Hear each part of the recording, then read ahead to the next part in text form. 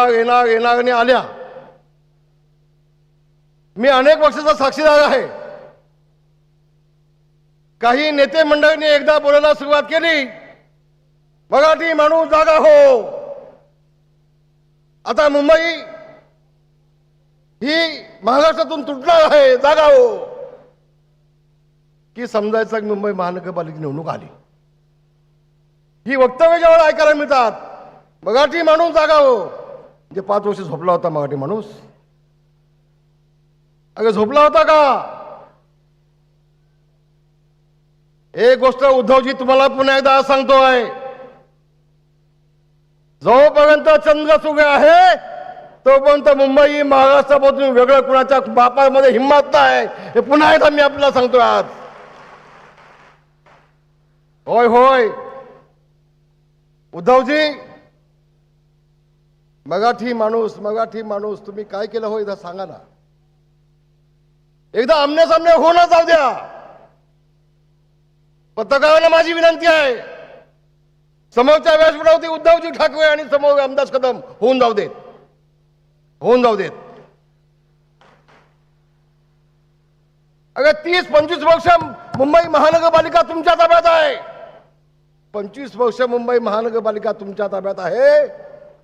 उद्धवजी तुम्ही काय केलं मराठी माणसासाठी एकदा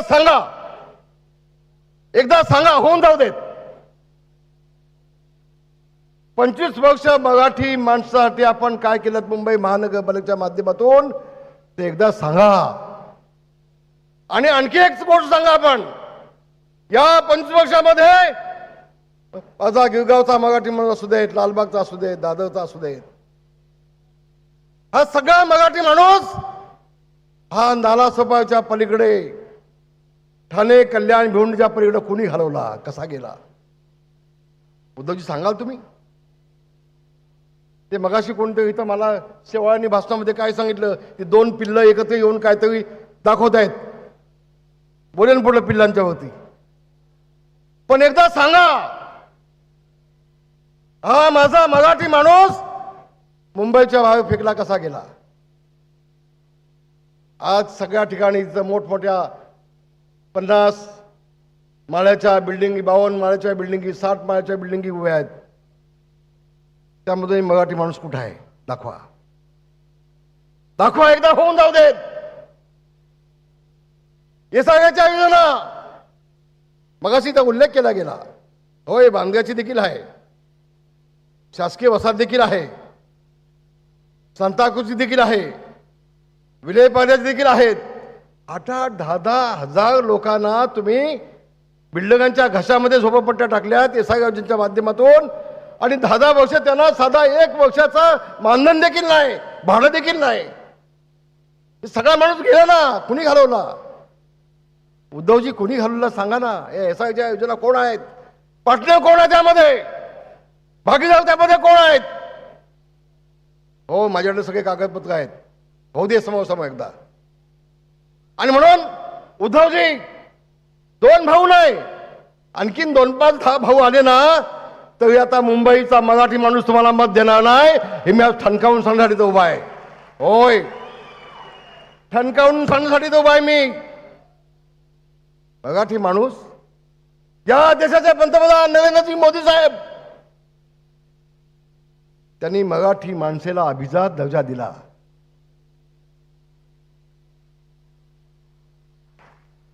काही लोकांना कळलं, काही लोकांना थोड्याच्या वेळेनंतर कळेल. कुसुमाग्रज काय म्हणत होते? कुसुमाग्रज म्हणत होते, अरे माझी मराठी भाषा ही मंत्रालयाच्या दरवाजासमोर डोक्यावरती सोन्याचा मुकुट घालून, अंगामध्ये फाटकी वस्त्र घालून हात जोडून उभे आहे. अरे मला न्याय द्या, मला न्याय द्या, मला न्याय द्या. हे कुसुमाग्रज सांगत होते. त्या मराठी भाषेला न्याय दिला या देशाचे पंतप्रधान नरेंद्र मोदी साहेबांनी. मराठी भाषेला न्याय दिला, मराठी माणसाला न्याय दिला, महाराष्ट्राच्या मातीला न्याय दिला, महाराष्ट्राला न्याय दिला. पण उद्धवजी, तुम्ही पंतप्रधानांचे अभिनंदन करू शकला नाहीत का हो? पंतप्रधानांचे अभिनंदन करू शकला नाहीत तुम्ही का? शिवसेना प्रमुख मान्य बाळासाहेब ठाकरे यांनी अनेक वेळा मागणी केली होती यासाठी, अनेक वेळा माझ्या मराठी भाषेला न्याय द्या, न्याय द्या. शिवसेना प्रमुखांचं म्हणणं होतं राम मंदिर झालं पाहिजे. अरे मोदीजींनी ते देखील केलं ना.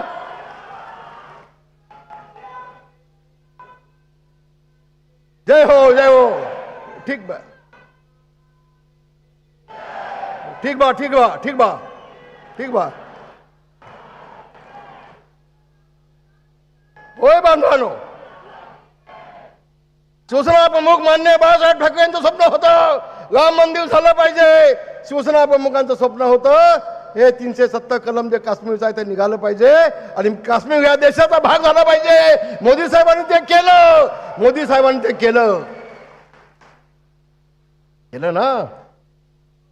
अरे भावानं मग त्या उद्धवजींना सांगा ना, हे शिवसेना प्रमुखांचं स्वप्न होतं. शिवसेना प्रमुखांचं स्वप्न साकार केलं या देशाचे पंतप्रधान नरेंद्र मोदी साहेबांनी. त्यांचं अभिनंदन करू शकत नाही तुम्ही? त्यांना शिव्या घालताय, त्यांना वाईट बोलताय, त्यांच्या मुळावर घाव घालण्याचा प्रयत्न करताय. कशासाठी? मागचा उद्देश काय? आणि म्हणून उद्धवजी, तुम्ही तुमचं आत्मपरीक्षण केलं पाहिजे. चौ सोना की एक लोहा की, एकनाथ शिंदेने एकच घाव घातला आणि तुमचा सत्यानाश करून टाकला, तुम्हाला संपवून टाकला. अगं एकनाथ शिंदेनी जो निर्णय घेतला, 35 देशांनी त्याचं स्वागत केलं, 35 देशांनी स्वागत केलं. उद्धवजी, वेळ तुमच्यावरती का आली, का आली? अगं चांगल्याला चांगलं म्हणा ना. एखादी आपल्या देशाच्या पंतप्रधानाने चोख उत्तर पाकिस्तानला दिलं, चोख उत्तर दिलं, तरी पण काही इल्लं काही नाही. तुम्हाला झाले काय? तुम्हाला नेमकं हवं काय? मला मोठं आश्चर्य वाटतं उद्धव, तुमचं मोठं आश्चर्य वाटतंय. एकनाथ शिंदेला घाल शिव्या, घाल शिव्या, घाल शिव्या. अरे पण ते शिव्या घालण्यापेक्षा तुम्ही आत्मपरीक्षण केलं पाहिजे की एकाच वेळेला आपले 40 आमदार, त्याच्यामध्ये 10 कॅबिनेट मंत्री आपल्याला सोडून का जातात, त्याचं आत्मपरीक्षण तुम्ही केलं पाहिजे उद्धवजी, तुम्ही केलं पाहिजे. ही वेळ आपल्यावरती काय येते? भाजपच्या मंडळीला काय माहिती नसेल तुम्हाला मी सांगतो. एकनाथ शिंदे पहिल्यांदा निघून गेलेच, पण आमचे गुलाब पाटील ते 20 आमदारांना घेऊन गेले उद्धव साहेबांकडे. नशीब त्यांनी वेळ दिला. म्हटलं उद्धवजी, आम्ही सगळे आपल्याला विनंती करण्यासाठी आलोय, काय बोला. आपण युतीमध्ये लढलो, आपण शिवसेना भाजप युतीमध्ये लढलो, मग तुम्ही पुन्हा काँग्रेसला सोडून आपण भाजपमध्ये जाऊया, भाजप सोबत जाऊया. काय उत्तर दिलं उद्धवजींनी? उठा, गेट आउट, गेट आउट. चालते व्हा, तुम्ही पण चालते व्हा. गुलाब पाटलांना 20 आमदारांना तुम्ही गेट आउट केलं, चालतं केलं. आणि मग 50 खोके ओके, 50 खोके ओके कशासाठी? मग काय चूक का केली आमदारांनी? ज्या शिवसेना प्रमुखांनी सांगितलं होतं, शिवाजी बागच्या जाहीर सभेमध्ये सांगितलं होतं शिवसेना प्रमुखांनी, अरे बाबांनो, ज्या दिवशी काँग्रेस सोबत जाण्याची मला वेळ येईल त्या दिवशी शिवसेना नावाचं माझं दुकान मी बंद करून टाकेन. हे शिवसेना प्रमुखांची घोषणा होती. शिवसेना प्रमुखांनी जाहीरपणे सांगितलं होतं, काँग्रेसमध्ये जाण्याची वेळ येईल, सोबत जाण्याची वेळ येईल, माझं दुकान मी बंद करून टाकेन शिवसेना नावाचं. त्या काँग्रेस सोबत तुम्ही जाताय, शिवसेना प्रमुखांच्या विचाराला मोठमाती देताय आणि पुन्हा एकनाथ शिंदेला शिव्या घालताय का? ते भाजपसोबत गेले म्हणून. आज वाजपेयी साहेब नाही आहेत, आज अडवाणी साहेब नाही आहेत, आज मुंडे साहेब नाही आहेत, आज दत्ताजी साळवी नाही आहेत, आज नवलकर साहेब नाही आहेत, दत्ताजी नलावडे साहेब नाहीत, आज मनोज जोशी नाहीत, आज सुदीप जोशी आज नाही आहेत. हे सगळे शिवसेना भाजप युतीचे साक्षीदार होते बांधवांनो. स्वतःला मुख्यमंत्री बनण्यासाठी तुम्ही शिवसेना भाजप युती तोडलीत आणि मुख्यमंत्री बनण्यासाठी काँग्रेसची साथ पकडली. मी आज दाव्याने सांगेन उद्धवजी, होय माझी छोटी अक्कल असेल कदाचित, पण तुम्ही खूप खूप उचलाला. तुम्ही ज्यावेळेला आम्ही जेल भोगत होतो ना, तेव्हा उद्धवजी तुमची फोटोकॉपी चालली होती, फोटोकॉपी. तुम्ही आम्हाला खूप जुने आहात. पण एक गोष्ट मी सांगतो उद्धवजी, तुम्ही मुख्यमंत्री झाला नसतात ना काँग्रेसमध्ये जाऊन, तर शिवसेना फुटली नसती. आणि आज शिवसेना भाजपा एकत्र तुम्हाला पुन्हा एकदा अखंडपणे पाहायला मिळाली असती. चूक तुमची आहे. शिवसेना प्रमुख मुख्यमंत्री होऊ शकले असते. शिवसेना प्रमुख माननीय बाळासाहेब ठाकरे या देशाचे लोकसभेचे अध्यक्ष होऊ शकले असते. त्यांनी मनोज जोशींना अध्यक्ष केला. अगे नारायण राणे सारख्या त्यांचे सुपुत्र बसलेत, त्यांना मुख्यमंत्री केला शिवसेना प्रमुखांनी. शिवसेना प्रमुख कधी निवडणूक लढले नाहीत. शिवसेना प्रमुखांनी कधी कुठलं पद घेतलं नाही. आमच्यासारख्या सर्वसामान्य कार्यकर्त्याला असामान्य महत्व प्राप्त करून देण्याचं काम माझ्या शिवसेना प्रमुखांनी केलं. तेच काम तुम्ही केलं असतात ना. तेच काम तुम्ही केलं असतात. रिमोट कंट्रोल तुमच्या हातात ठेवलं असतात. तुम्ही एक दिवस आधी त्या मडमध्ये जी मिटिंग झाली हॉटेल विटीमध्ये, तेव्हा तुम्ही घोषणा केलीत की उद्या मी या एकनाथ शिंदेना मुख्यमंत्री बनवतोय, मला मुख्यमंत्री व्हायचं नाही. तुम्ही घोषणा केलीत. मग उद्धवजी सांगा, एका रात्रीमध्ये असं काय घडलं? एकनाथ शिंदे बाजूला गेले आणि पटकन येऊन तुम्ही मुख्यमंत्री झालात. असं एका रात्रीमध्ये काय घडलं ते एकदा महाराष्ट्र जनतेला कळू देत, समजू देत. एक तुमची चूक, हे शिवसेना प्रमुखांनी उभी केलेला पक्ष हा पत्त्यासारखा बिल्डिंग सारखा कोसळला खाली. त्याला जबाबदार एकनाथ शिंदे आहेत. तुम्ही तुमचं आत्मपरीक्षण करून बघा. आणि म्हणून मुंबई महानगरपालिका तुम्हाला हवी. मी लहान असताना गोष्टी आम्ही वाचायचो पुस्तकामध्ये. तर कुठल्या तरी राक्षसाचा जीव आहे ना, तो पोपटामध्ये असायचा. एखाद्या राक्षसाला मागत असेल तर त्याचा जीव पोपटात असायचा, असं लहानपणी आम्ही वाचायचो. आणि आता आम्हाला कळतंय की मुंबई महानगर उद्धवजींचा जीव हा मुंबई महानगरपालिकेमध्ये अडकलाय. मुंबई महानगरपालिकेमध्ये अडकलाय. काय हो?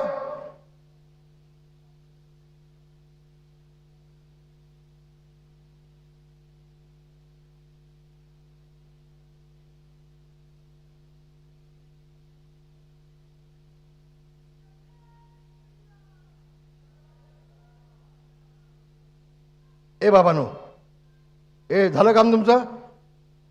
जात शाबास. ठीक ठीक बा, ठीक बा, ठीक. आणि म्हणून एक गोष्ट मला उद्धवजींना सांगायला हवी. उद्धवजी, तुम्ही फक्त मुख्यमंत्री झाला नसतात ना, रिमोट कंट्रोल तुमच्या हातामध्ये ठेवलं असतात, निवडणूक लढवली नसतीत का शिवसेना प्रमुखांना निवडणूक लढवता आली नसते? आली असते ना. शिवसेना प्रमुख मुख्यमंत्री होऊ शकले असते. पण शिवसेना प्रमुखांनी आमच्यासारख्या सर्वसामान्य कार्यकर्त्याला संधी दिली. तुम्ही तेच काम केलं असतं, आज मराठी माणसाला न्याय मिळाला असता. आणि म्हणून एकच गोष्ट सांगेन, मला एकनाथ शिंदेचे आभार मानले पाहिजेत.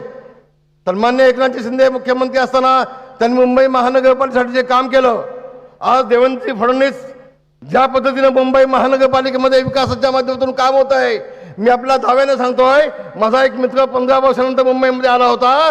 तो अवाक झाला. म्हणे, रामदास भाई, या 3 वर्षामध्ये मुंबई एवढी बदलली का नाही? मी म्हटलं, एकनाथजी शिंदे आणि देवेंद्र फडणवीस त्यांचं हे काम आहे. त्यांचं हे काम आहे. आणि म्हणून आता उद्धवजी, ठीक आहे, राजसाहेबांच्या मुलाला पाडला कोणी? तुम्ही. तुमच्या मुलाला आदित्यला निवडून कोण दिला? राज ठाकरेंनी. आता राजसाहेबांना एवढं जर कळत नसेल तर त्याला मी काय पुढे बोलायचं? मी आधी काय बोलू?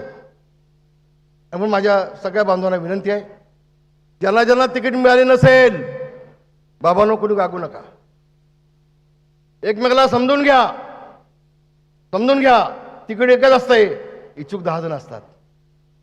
आता आपण सगळं बघतोय माध्यमामध्ये. आपण इतकांना कोणाला संधी देऊ नका. तिथं आता शिवसेना भाजपा युती आहे, तिथे कुठेही एकमेकाशी बेईमानी गद्दारी होणार नाही, याची दक्षता आपण सगळ्यांनी घेणं अत्यंत आवश्यक, अत्यंत गरजेचं आहे असं मला वाटतं. आणि म्हणून आपण सगळ्यांनी उद्याच्या येणाऱ्या निवडणुकीमध्ये छत्रपती शिवाजी महाराजांचा हा भगवा झेंडा, आई तुळजाभवानीचा हा भगवा झेंडा, हा शिवसेना भाजप युतीचा भगवा झेंडा, भगवान श्रीकृष्णाच्या रथाभोवती असलेला भगवा झेंडा, हा मावळ्यांचा भगवा झेंडा, हा तेजाचा भगवा झेंडा, हा हिंदूंचा भगवा झेंडा या मुंबई महानगरपालिकेवरती महायुतीचा डौलाने फडकावा. धन्यवाद. जय हिंद, जय भीम, जय महाराष्ट्र. खूप खूप धन्यवाद.